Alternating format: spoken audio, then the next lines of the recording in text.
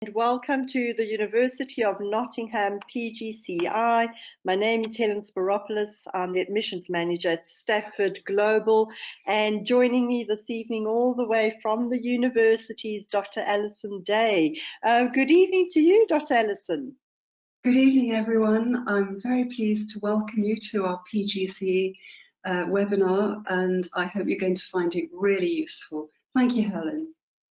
Okay, well, I can see that quite a few of you that have already joined us as far afield as Saudi Arabia and Kuwait, and I see one or two of you from Qatar as well. Welcome and a very happy new year to you.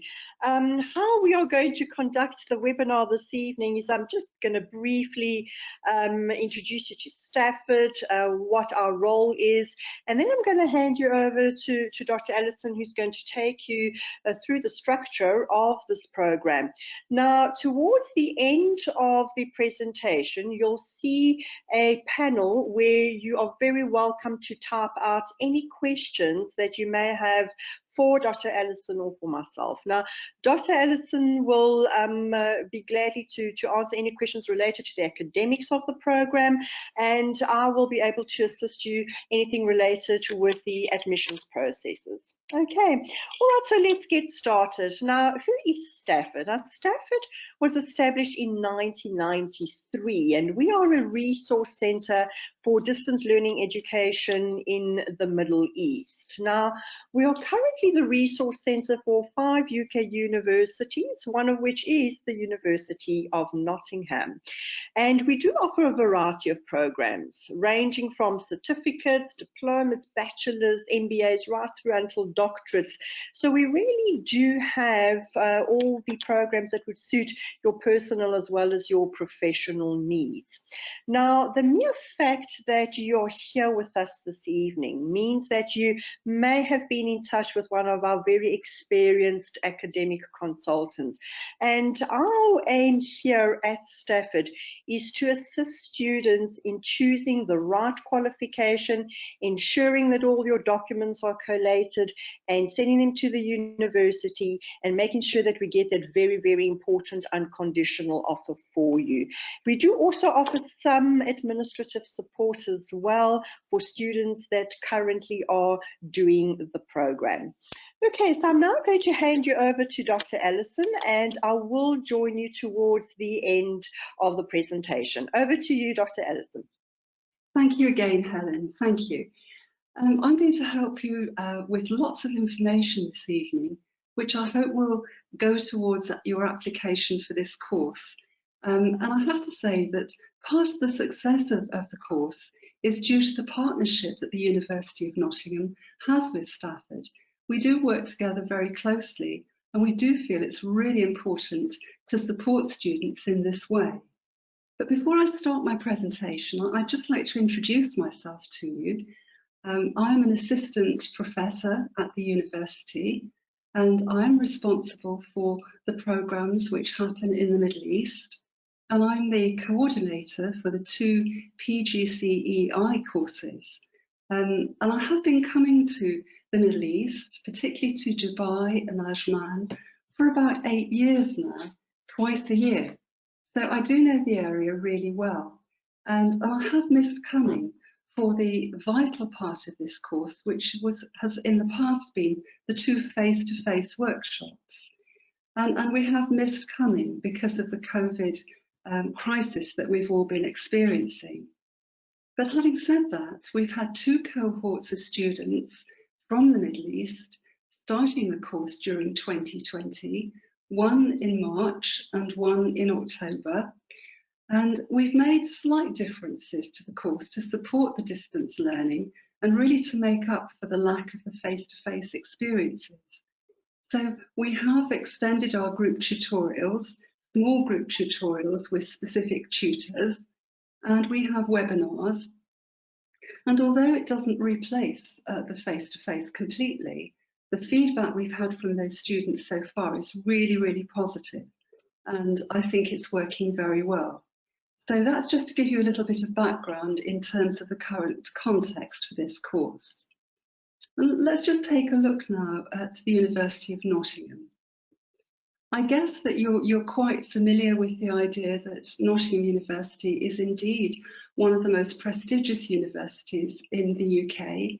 It is part of the Russell group of universities, and it's internationally recognised for groundbreaking research and also high scoring for teaching excellence. I think one of the interesting things is that it has been described by the Times newspaper in the UK as the nearest Britain has truly got to a global university. We do make huge efforts to make relevant and useful contacts across the globe, and we think it's really important to do that. The university is therefore rightly proud and pleased with the PGCEi course, which has been running now, I can hardly believe this, but has been running for more than 10 years. And it's a very exciting course which lends itself to professional development for those people who are interested in education. And across the globe, we have up to date 5,000 graduates, all of whom have enjoyed the course. We do evaluations every time we run the course, and we make changes that make the course even better. And many of those graduates have gone on to further study, and others have found promotion in their current working place or context, or have gone on to promotion through other jobs. So it's a really positive experience. It's what we call a blended course at master's level. And blended means that it's partly in terms of independence from your experience, that you're learning alone, you're learning online, but you're also joining up with other students, and you're also joining up with tutors. So although it is a distance learning programme, it's a blended programme. And when you receive your certificate on successful completion of the course, it doesn't say distance learning. It is just the certificate of success. The course focuses on reflecting on individual practice, so it's very much looking at your context for learning. And you work through theory, a whole series of educational theories, which enables you to teach, to compare your teaching approaches with theoretical approaches, but also with approaches in different countries. And I actually think this is one of the advantages of the course, one of the strengths of the course. It enriches the course enormously when we have students who come from many different countries, many different contexts, and many different ways of working, of teaching. And together, this creates a really interesting debate about learning and about teaching. And the emphasis of this course, focusing on teaching and learning, is very relevant to students coming from very many different contexts. So we welcome students who might be working in kindergarten, early years, primary, secondary, further education, and we've even had students coming from higher education. And this all initiates really successful discussions and group sessions, as you can imagine. So let's move on and look at what the PGCEi course consists of. Well, as you can see from this slide, there are 3 compulsory modules, which will be completed in a maximum of 12 months. And each of those modules stand alone. The first one is educational aims and values in international contexts. Secondly, we'll look at understanding learning and teaching in international contexts. And thirdly, inquiring into educational practice in international contexts. The international context is very important to us. And so in the first module, module 1, you consider your own aims and values from your own learning and from the context in which you're working. And we will situate those in the broader international context around the globe. And module 2 takes this a stage further, and you'll be introduced to key learning theories and a range of teaching approaches which are underpinned by theory. and you'll be very much encouraged to reflect on these within the context of your own practice. And then finally, in Module 3, we'll be giving you the opportunity to bring all of this previous learning together. That's your understanding of aims and values, and also your knowledge of teaching and learning. And we'll be asking you to design and carry out a very small-scale inquiry into your own students' understanding within your own context. That may sound quite daunting, but actually we'll give you lots of support and encouragement in terms of how to approach that. Before we move on, I'd just like to say at this stage that I do recognise, we all recognise, that it can be very challenging to take on a course whilst you are actually working. But I'd like to reassure you that the students that we have worked with have all found procedures and structures and systems which work for them, whether you're on your own or whether you have a partner or whether you have children. And each student has found a way of working that has enabled them to complete the course successfully. And completing the course successfully means that at the end of each module, you will be assessed by a 4,000 word or equivalent assignment. So, I think one of the most positive things of this course is that if and when the course ends, you can make a decision, if you successfully complete the course, to further your study towards a master's. And this course actually enables you to do this with immediate access, automatic access to a master's programme, if you successfully pass each of those assignments with 53, a grade of 53 or above. There are several options that you can take. You could do a Master's in Education, you could do a Master's in Special Educational Needs, or you could do a Master in Educational Leadership and Management. So there are several pathways there.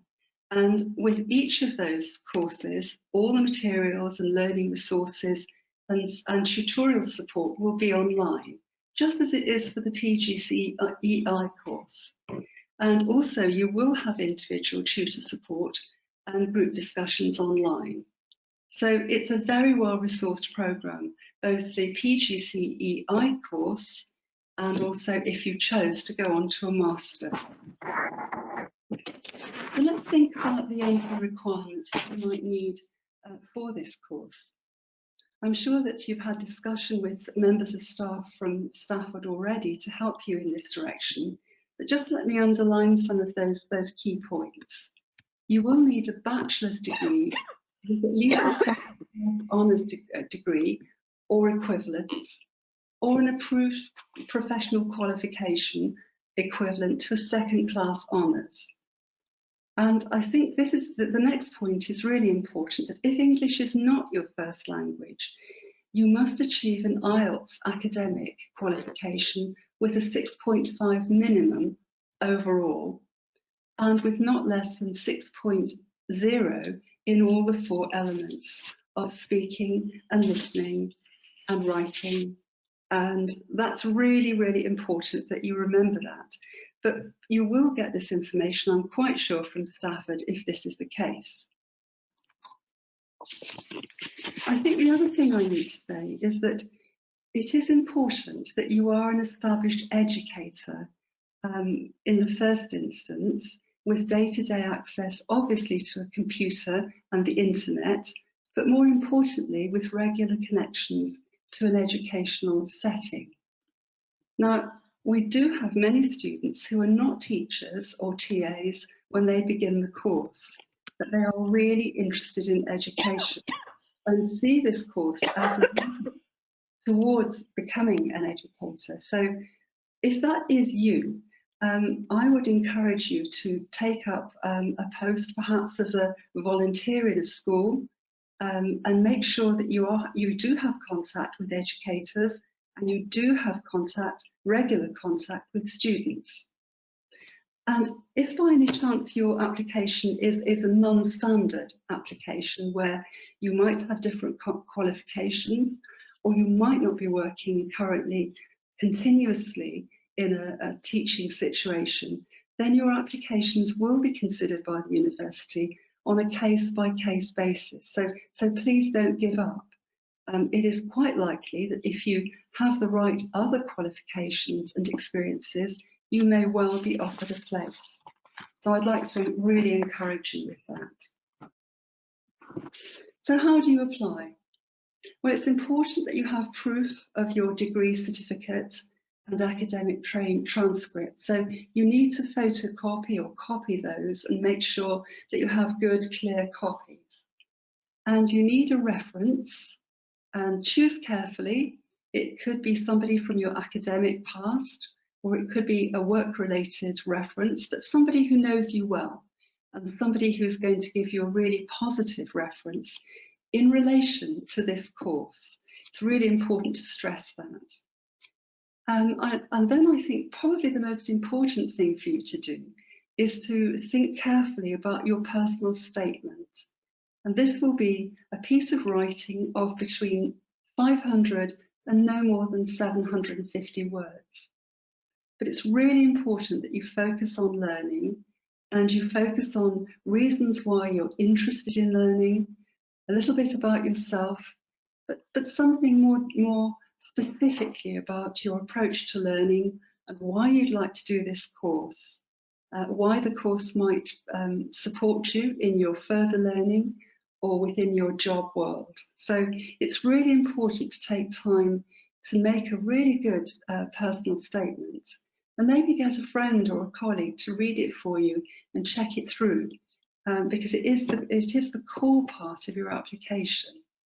And linked with that will be a really detailed CV.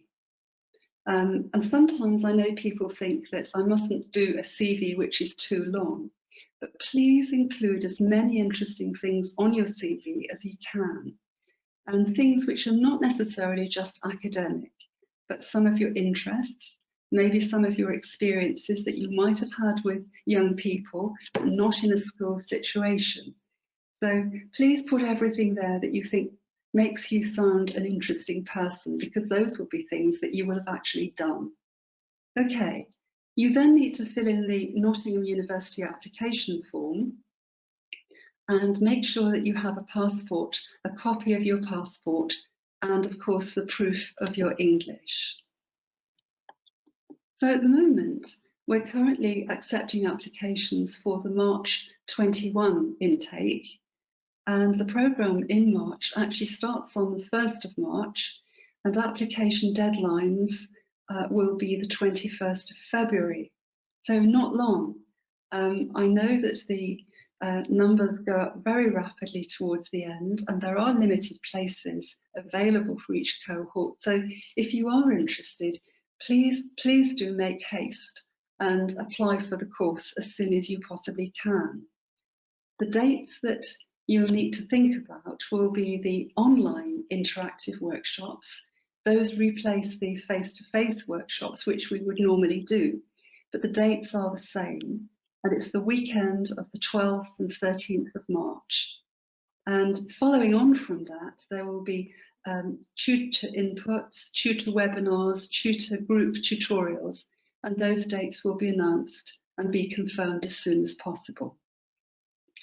Just before I go to the fees, I just want to remind you as well that there will be a course running in October 2021. So two things to say. One, if you are interested in that course because of the date, please don't leave it to the last minute to make an application. Do apply as soon as you can and make contact with Stafford that you're interested in October. And secondly, if you are disappointed in March and find that the course might be full, then please do say that you're interested in the October course, because there will be a waiting list. Your name will be put forward. So you'll see on the rest of this slide the fees for the course. You'll see particularly in the middle the total fee payable in flexible monthly instalments, which makes life much easier. And I'm sure, though, if you have any other questions about the fees, staff at Stafford will be very happy to answer those questions. Now, I've given you lots of information there, and I think it's time to just pause for a while, pause for breath, but also I think I've given you enough information for you to want to know more. And if you do have questions and queries, then please don't hesitate to take the opportunity and ask. Okay, thank you very much, Alison. That was very informative, and I can see that we have quite a few questions that have come through, so please take the opportunity to type out anything that you'd like to ask us. Okay, all right, so we do have a question from Heba. Can I take the TOEFL instead? Yes, and I'm assuming this is to do for your English requirement. The university will accept an IELTS or a TOEFL examination. At the moment, I know that there is the TOEFL RBT, which is the internet-based test, and that will be accepted. All right, and a question from Melina. Is it okay by the beginning of next school year I change school to another city? Okay, all right. So yes, I'll quickly just answer that. When you do start this particular program, you must have access to a classroom or to a school. And in today's environment, yes, that could also be online teaching. Okay, if you do start the program halfway through your program, you find that you have moved to another school, that is fine. But as long as during the study period, you do have access to a particular classroom. Okay. Can I just add something to that, Helen? Is that okay? Just to add to Helen's comment, it is okay to change schools and change students. But it's particularly important on the last module of the course to have that classroom access. It's not quite so important for the first two modules, but you definitely must have access to students and working with students for module 3. Thank you. Excellent, good. And Sadeep's question is, how much support is available from the course overseers? And obviously there's student support from the university as well as the tutors. And how much of that is available? Right, each student is entitled to the same amount of support, and that includes attending the induction programme on March the 12th and the 13th, and that is compulsory. Because all of the materials which you'll work through on those 2 days are very supportive for you in terms of accessing the course, how to work through the course, getting to know your fellow students, which is also important for support, and getting to know your own tutor. And you'll be assigned to a tutor group with one tutor for the whole course, and you'll get to know that tutor really well.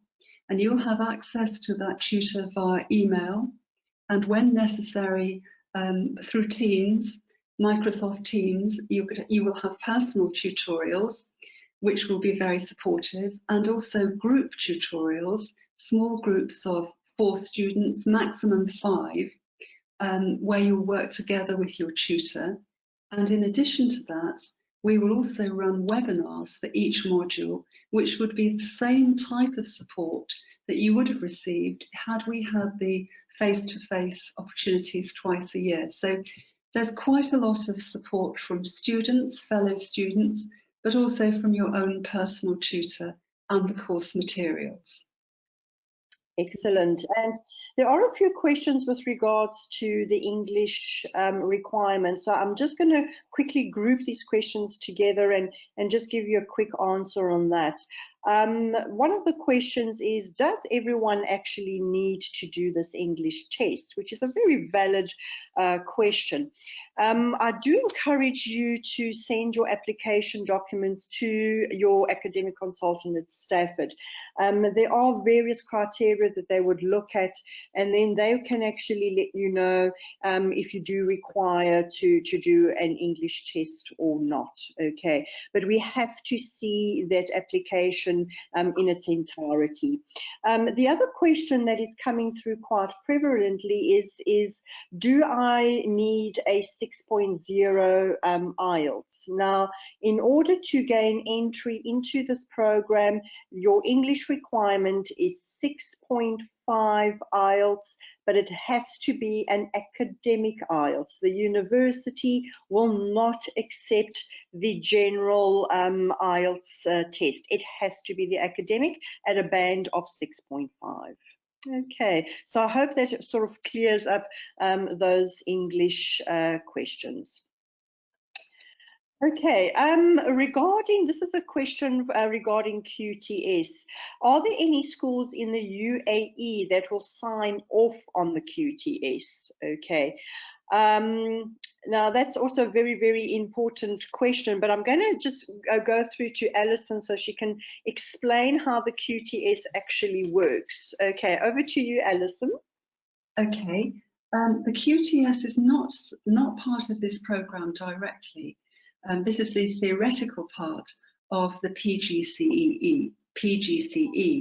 And if you choose to go forward to get qualified teacher status, then you need to find for yourself a school perhaps in the UAE which is going to support you do the assessment, the practical assessment part of this course.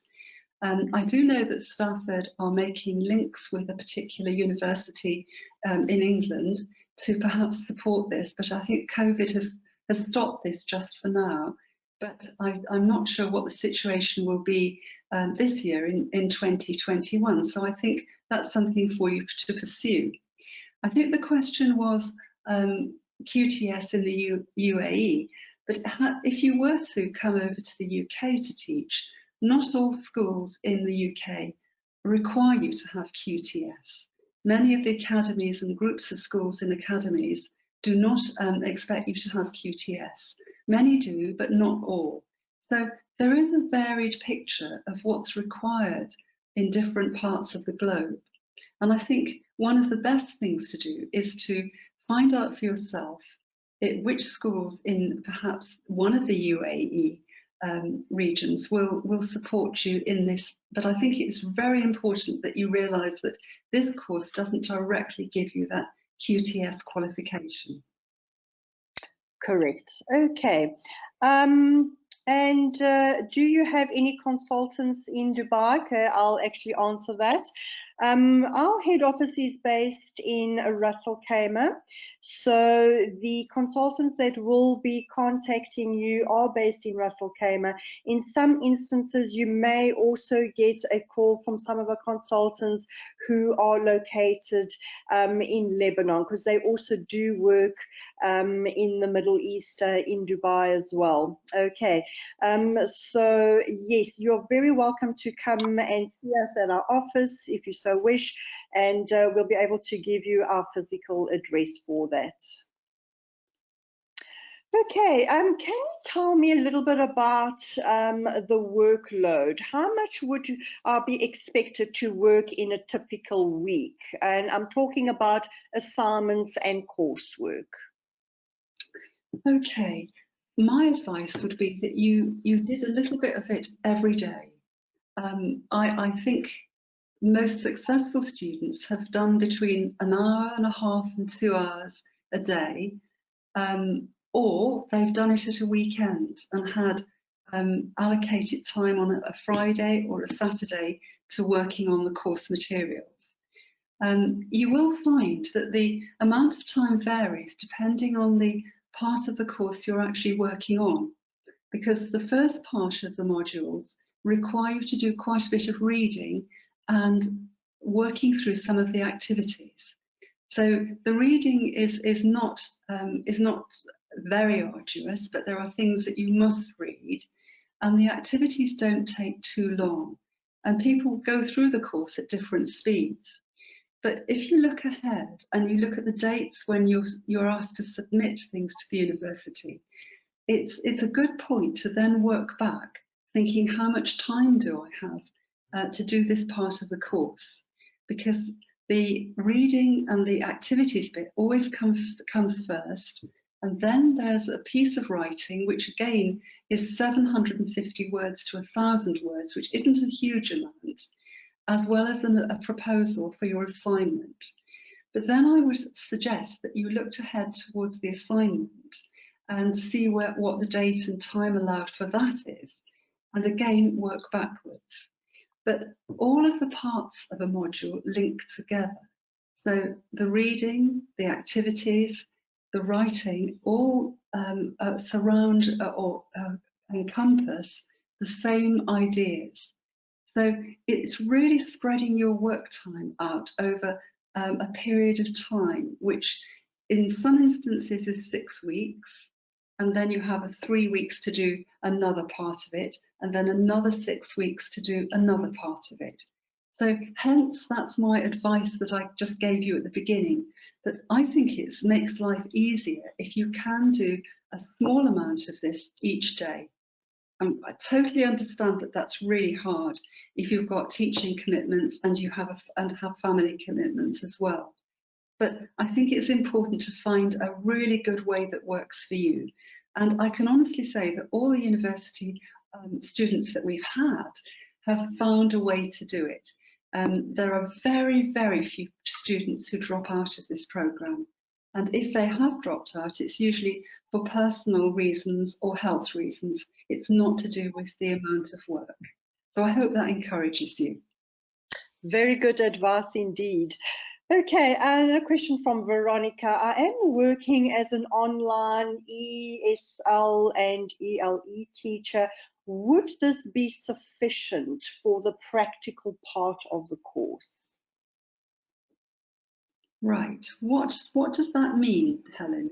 You know that very last module that the students would need probably access to classrooms. Now, because Veronica is obviously doing distance teaching, would this be sufficient to cover that for that module?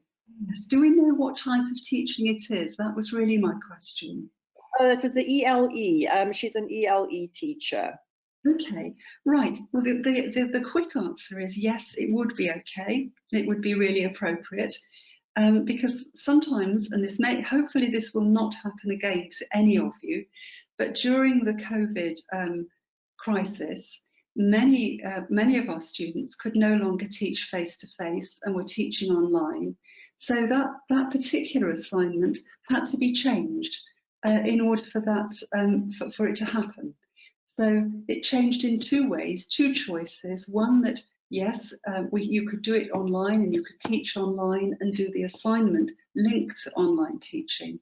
And for those who couldn't access students in that sense, we devised another approach to it. So yes, it's a quick answer to your question because that's the way you teach normally, but I hope it covers anybody else's question that might worry about, well, what happens if because of COVID I have to teach online. Okay. Right, and with regards to accreditation, because there are quite a few questions regarding that, accreditation across the various countries in the Middle East differs. And that differs from one country to another. We really do encourage you to get in touch with the local authorities in your own country to ascertain if it is accredited. Just bear in mind that a lot of the universities nowadays, internationally, whether it is in the UK, US, any country really, are actually going online to do their teaching. So that is one thing that must be told to your authorities when you do have a good chat to them. But unfortunately, the university North Stafford can give you a concrete answer on that because the rules and regulations do tend to differ, quite quickly. So you would have to contact them directly. Okay. All right. Oh, and a very good question, which is very popular. Is this qualification recognized all over the world? Yes, a big answer, yes, yes, yes.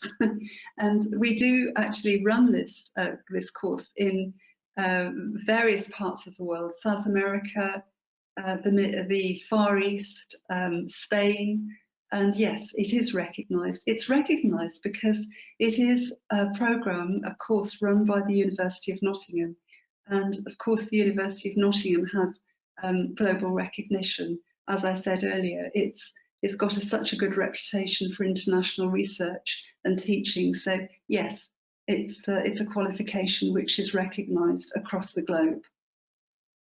Okay, and do we need a tutor or a mentor throughout my studies? No, you don't. You will make that particular relationship with your personal tutor on the course. It's always good, though, in a school situation to tell colleagues that you work with about your course. And very often we find that people joining the course have got colleagues who've already done the course in previous years working in the school. And that's always really good to have conversations with them about the course and advice and suggestions. But officially, no, you don't need a mentor. Okay, and does this qualification enable me to gain employment as a primary class teacher in an international school? Yes, absolutely. We have a really good track record of people applying for jobs, not just in primary, it could be secondary, further education, and early years. Because the course is about teaching and learning, people from those different parts of learning are part of the course. But definitely yes, and we always keep a track of our students. And we have a really, really good track record of people going on to acquire jobs. And as I said earlier, promotion as well. It's a good qualification. It's a recognised qualification and certainly helps you career-wise. Okay, are there any daily lectures that may get recorded so that I can actually go back to them at any point during my studies? You will find that all the lectures given on the induction programme, that's March the 12th and 13th, will be recorded, and you can access those, and you can also access the slides and the materials that go with them. And the webinars, which will be given throughout the course, are also recorded, so you can go back and listen to those anytime at your leisure. Yeah, we think it's important for you to be able to do that. Excellent. And here's a very interesting question from Veronica. I have done CELTA, which was very unique and useful. How would you evaluate the practicals that are done online in comparison with physical presence in a school? That's an interesting question, because I'm not quite sure what your thinking is behind it, whether you're evaluating yourself or you're wondering how tutors evaluate you. Because from a tutor's point of view, we are evaluating your written work. That's the main thing that we are evaluating. Of course, we're discussing things with you and we're talking with you about the course and your thinking, but we're not assessing that. So the only part of the course which is assessed by tutors is actually the written work.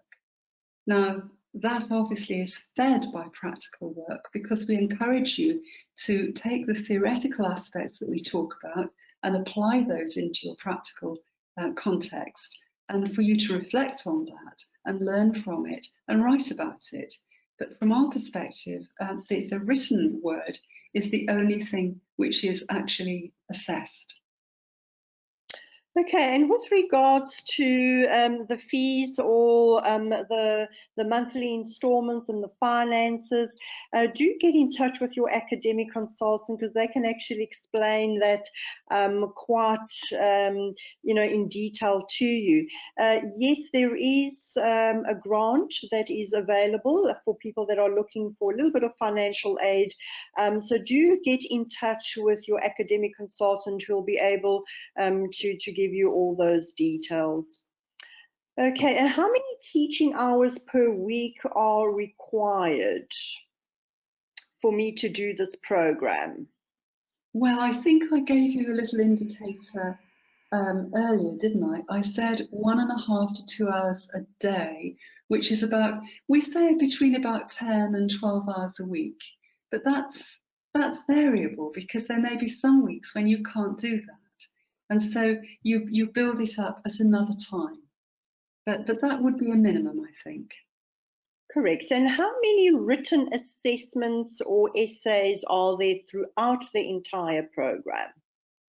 Okay, well, if you remember on the slide I showed you, you would have 4 written assignments, three written assignments, each of 4,000 words. So those are the biggest part of the expectations in terms of written work. For the other parts, you would be expected to write for Module 1, in addition to the 4,000 word assignment, a piece of writing of between 750 and 1,000 words, and the same for Module 2.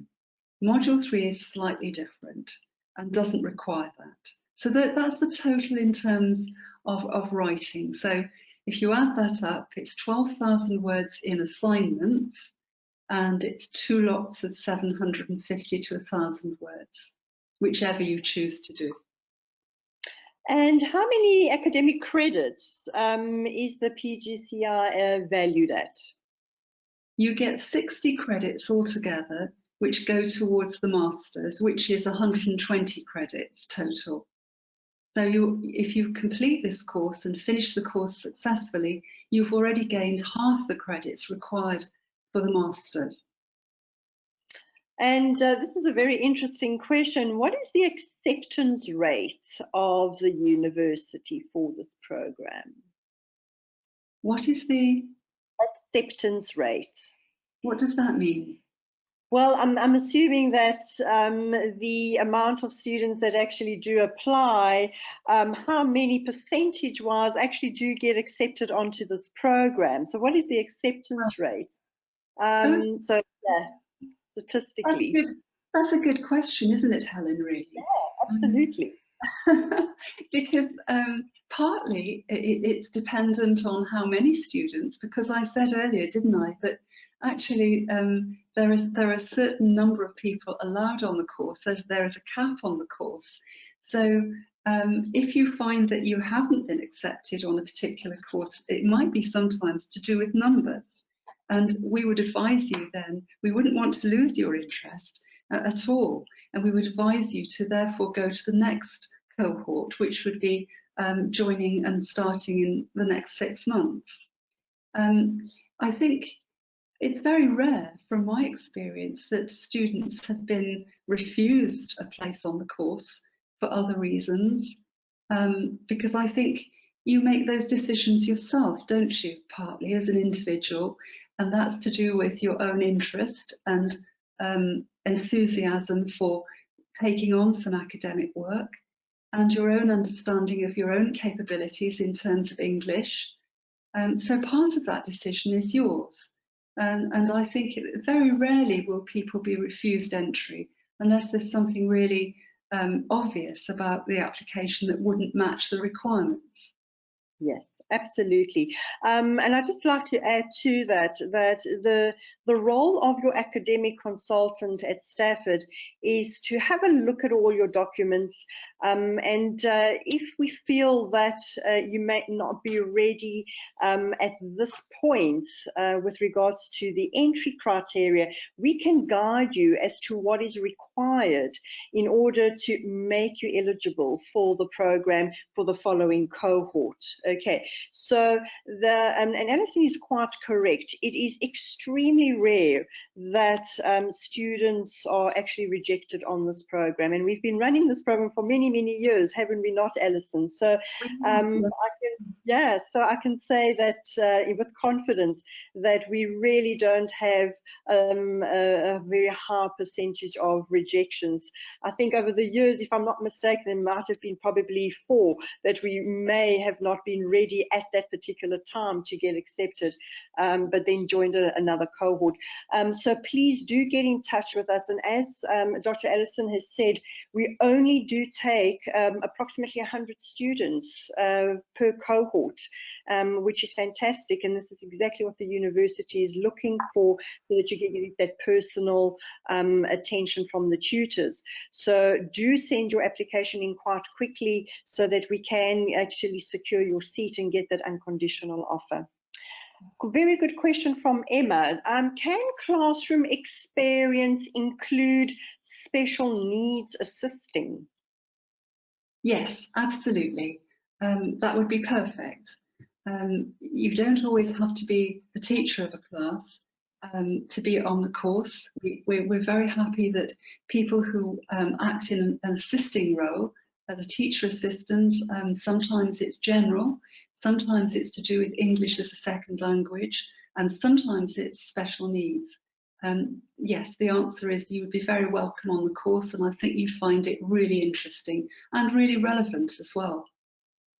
Okay, and for people that may not have any teaching background at all, is this a good qualification to take, especially if they do manage to find a position at a school whilst they're busy studying? But is this a very good program for people that really do not have any teaching or the education experience? Yeah, I think it's a perfect programme. I think, just as Helen's just said, I think it's important that you do try to be part of the school, and in fact you need to be part of the school by the time you get to Module 3 to be part of a classroom situation with students. But you don't need to have any initial experience necessarily to start the course, because the course will give you so much information and so much time to reflect and learn, that we find that people who've come with no experience but have done a very good personal statement, which is part of your application form, in terms of showing great interest in education and learning, that by the time you've got to the end of the course, you're in a really good position to start applying for jobs. And people have been very successful in doing this. I can't think of one student who hasn't actually been successful in getting a job at the end of the course.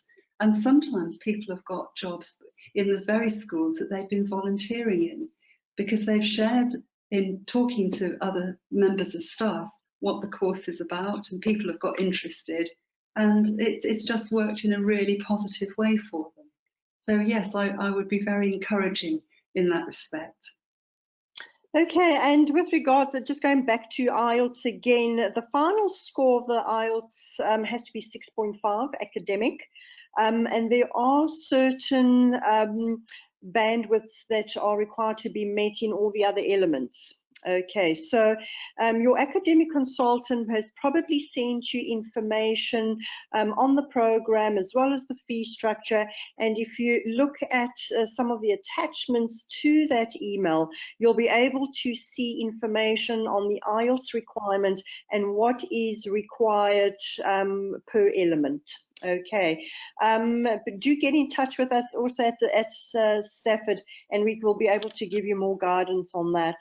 And with regards to the application fee, yes, there is an application fee that must be submitted, and there are certain criteria where this can be refunded if certain criteria have not been met. Again, your academic consultant will be able to provide you with more details on that as well. Okay. All right, and are all the textbooks available online, or do I require to go out and purchase any additional resources? No, absolutely not. Everything that you require is online and very easily accessible. And we give you help on how to access that, how to access it, where to access it. So it's all available, and you're not expected to buy anything.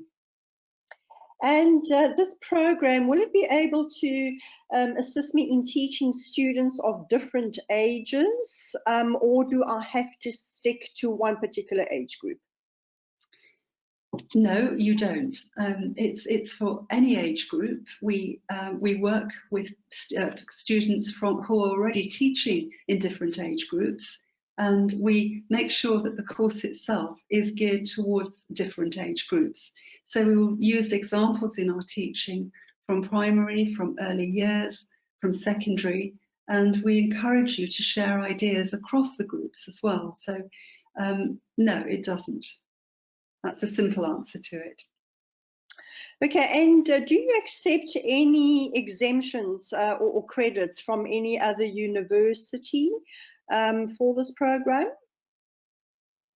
No, not usually. We really just expect students to start on this course and build up their credits from the very beginning. I have had students, though, who have gone on from the end of a PGCEi course, who have used the credits elsewhere on a master's course. So that has been possible to do it that way. And I've written many references for students going on to courses which are not necessarily based at the University of Nottingham, but they're based on the success of completing this course. Okay, as a teacher, I'm very used to students writing examinations. Why are there no exams in this particular program? Well, that's a really good question, actually. And I'm smiling because part of the course will perhaps be about working out that very question. You know, why do some schools have exams and other schools don't? And we will explore some of the thinking behind that. So it is a really good question. It's quite crucial in terms of style of teaching, style of learning, and there are very many different ways of doing that. So on this particular course, the exams would be in the sense of a written piece of work, like the final assessments on the assignments, the 4,000-word assignments. But it is an interesting question, and it's one which we certainly address during the course. And here's another interesting question is, what would make a student fail a written assessment? Okay, that is a good question. And we have criteria against which we mark the assignments, and we share the criteria with students. So it's really, really clear what we're looking for in our written exam, now I'm saying exams, in our written assignments. So in each assignment, although the content of the assignment might be different, every assignment in any piece of work right across the university, not just in the School of Education, but right across the university, has to use the same criteria for marking. And I think that's really helpful because you know what you should be doing. And if you look at the grading system which we have between passing and failing, you'll see quite clearly the differences between those two levels. So it's really obvious. And I think I want to add as well that tutors are very helpful towards students. And if a student is struggling and finding it difficult, tutors will be very helpful. Nobody wants anyone to fail. It's really important to feel positive about your academic work and to be helped in order to improve and to make a positive way forward for yourself. So you're not working under a system which is looking for you to fail. It's looking for you to be really successful. Okay, and there's a question about, which I can quickly answer, is about TAs, because we do have a lot of TAs throughout the Middle East in a lot of the schools.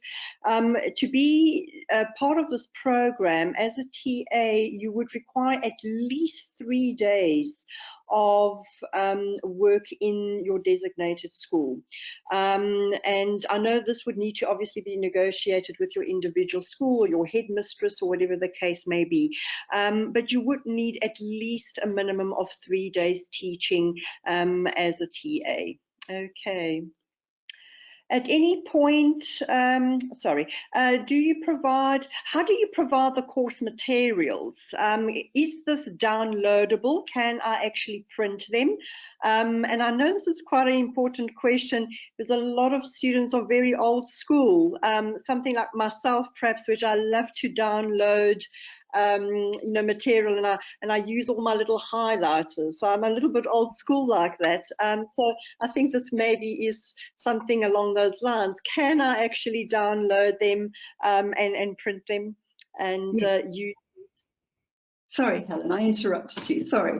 I was too enthusiastic about it because I get asked this question so many times. And yes, everything is online, so it's very accessible.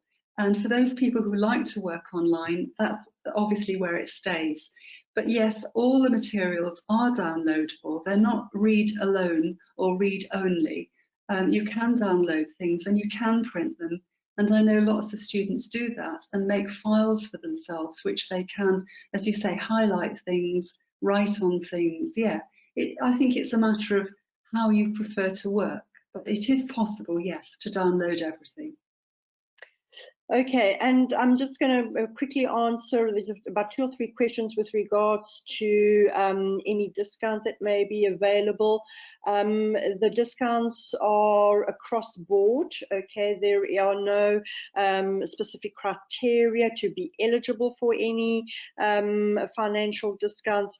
So please do get in touch with your academic consultants to be able to give you more information on any discounts available. Okay, and I'm just quickly going through all these questions, the last couple of questions. Okay, if I have done my IELTS in 2016 and I did get a score of 7, an overall score, will I have to repeat this? Is this still valid? Well, I don't know whether you have an answer to this, Helen. I'm guessing because I really don't know. I think we'd have to find out. But my guess is that 2016 is quite recent, and I think you would probably be absolutely fine. But I'm not absolutely certain. I think we'd have to check. Yeah, I would have to say that you may be in a position where you'll have to redo it. Okay, in some instances, universities will only look at a 1 or 2 year validity of an IELTS. So there may be a time where you'll have to redo it, but if you do submit that to your academic consultant, what they will do is have to look at the year as well as the month. Okay, that's very important because that will determine whether you will be able to do it again. But it's normally 1 or 2 years validity, that is required for an IELTS. Okay, and Mariana, can we contact you for any more questions? Absolutely, you're very welcome to contact me. My name is Helen, and my email is very, very simple. It's just helen@staffordglobal.org, or you're very welcome to also email Dr. Alison. You can contact us and we'll be able to give you Dr. Alison's email as well if you would like to ask her any academic questions. We also do have your academic consultant who I'm sure has already sent you information on the program, and you can definitely respond to that email or contact them. The telephone numbers are there, and they'll also be able to assist you with any questions that you may have. Okay. All right, and I think that's about it because I've managed to group all these questions together, and they're all very, very similar questions. Okay, so I'm just going to quickly sign off by saying, and as Dr. Alison had said, that we are currently accepting applications for the upcoming intake, which is in March. The application deadline is in February, so it's not very far away, so just a couple of weeks away, and we do only take 100 applicants per intake. So this program really books up quite quickly. So I would love for you to send your application documents through as soon as possible, send it to the university and get that very important unconditional offer. Okay. Again, Dr. Alison, thank you so much for being with us. It was lovely having you with us this evening. And thank you everyone for joining us. And I hope that you enjoyed the webinar and we answered all your questions. But do get in touch with us. Thank you so much, Dr. Alison. Good evening to everyone. Thank you too, and good evening, everyone. Thank you.